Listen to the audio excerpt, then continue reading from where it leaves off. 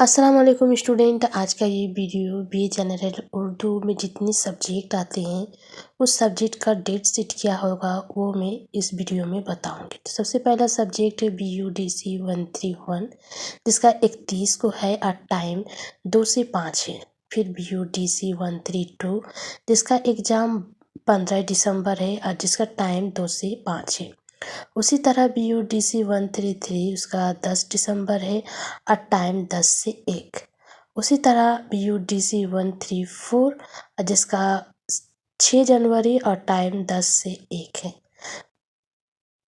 BUDLA 135 जिसका exam होगा 10 दिसंबर और 2 से 5 उसका टाइम आ जाएगा। उसके बाद BUDE 141 उसका 12 दिसंबर होगा और 2 से 5 एग्ज़ाम होगा। उसी तरह 9 दिसंबर और इसका टाइम हो जाएगा 10 से 1।